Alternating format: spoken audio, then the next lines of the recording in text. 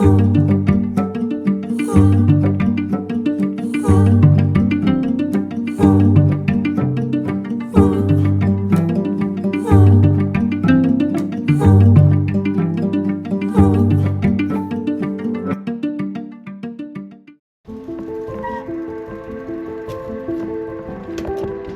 needed a distraction. We'd had no news and we needed a little bit of a reality check.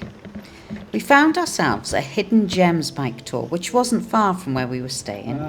And Dan, our guide, took us and a few others along some of the back streets of Bangkok. We'd never ventured there before. It gave us an opportunity to reflect on how privileged we were to be able to share this journey with Dan, finding out more about the culture and the way of life of the local people in Bangkok.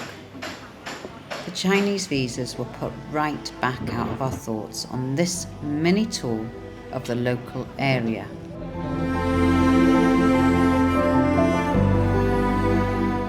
As we pedalled the narrow paths, we were given glimpses of the lives of the families in Bangkok and how they went about their ordinary day. Their cheery smiles, their waves, their shout-outs of Sawadee gave you a real upbeat feel. Dan gave us a real insight into some of the history of the buildings and how the city had developed over time. Some of these homes have been here for a very long time.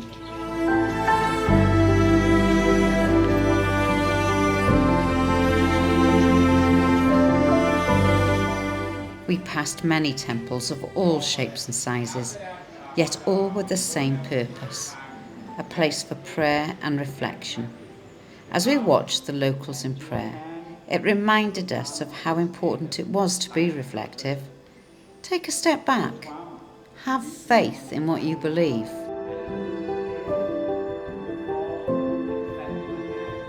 Dan educated us about the different types of Buddhas, when and which ones should or would be prayed to, depending on the days of the week, feelings, emotions. One of the statues was a place where you could leave your bad luck behind, and this then would hopefully lead to better things. We liked that tradition.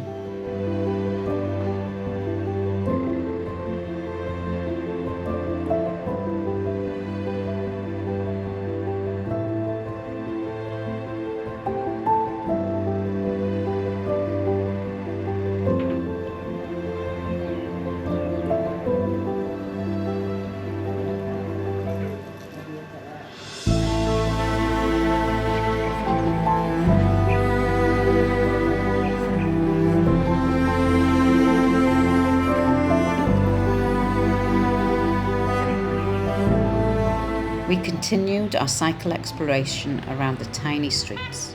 We chilled a little by the river, watched the locals from their riverside homes, saw life just ticking away with not a care or a worry, so it seemed. The train passing through full of passengers heading out of the city. We were seeing it all.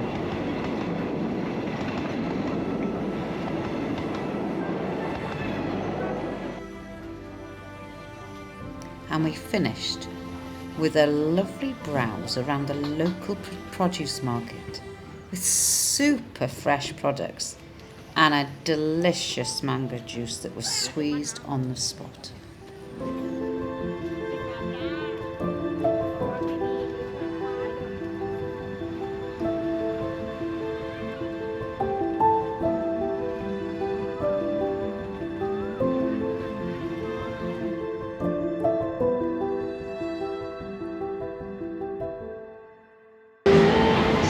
Right, we've come to Starbucks, and this morning, 12 o'clock, Julia was approved, and there's mine approved as well.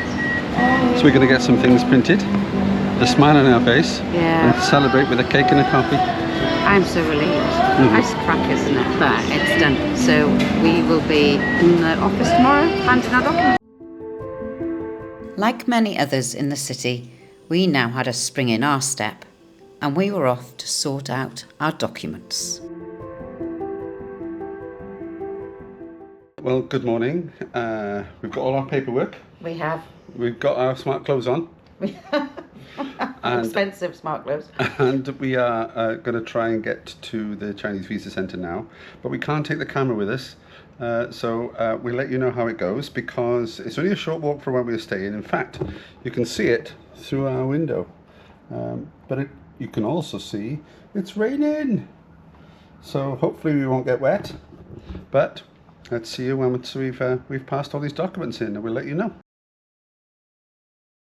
Well, we are back, and that was a quick process. That was all that build-up, and all it was 2 counters and no documents. There wasn't many people there, was there? No, there was 2 people in front of us. I think our ticket number was number 5, so there was... Yeah, but they weren't consistent. But we were very, very quick through, and surprisingly, they didn't ask for fingerprints, they didn't even ask for the photographs we had. We had so much. I think what's with me, the fact all that build-up, I've lost probably weight through worry. But I mean, the application form had everything on it anyway. And perhaps that's it. And they had the photographs on the application form, so... I'm going with a thorough application form means that process is quick for them. Yeah. But it sounds like good news for us. There's a tiny little hiccup because we might have to stay here an extra day. Looks as if we can't pick them up until for another 2 days. But we're going to try and do some planning now to see if we can work around that. But it's good news. It looks like we're on a winner. It is really good news. It's just we've been in Bangkok longer than we planned. But hey ho, that's how it is.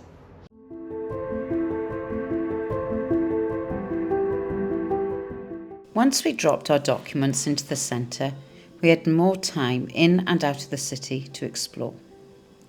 Mike has always loved telling stories to children, and part of his journey is to record a dragon story in every country on a YouTube channel for children. The link will be below. So we had to visit the Wat Samphan temple, a temple that's surrounded by a dragon with an absolutely amazing history. You're going to have to check out the other channel if you want to find out more.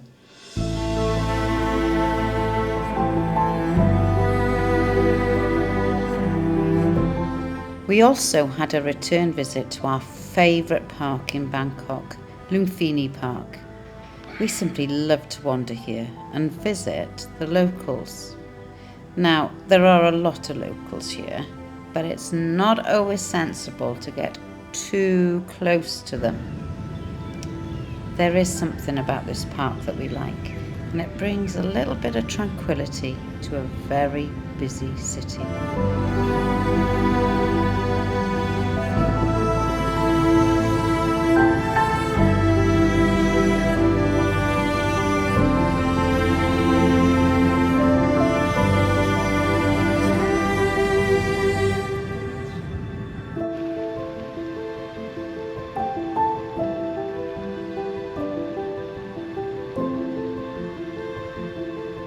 We had been in Bangkok far longer than we expected, and we were going to be collecting our Chinese visas in the morning and leaving that very same day. So to finish off our stay, we ventured out to the Wat Arun viewpoint of the magnificent temple. Hope you've enjoyed our stay in Bangkok. Please remember to like and subscribe, and we'll see you next time.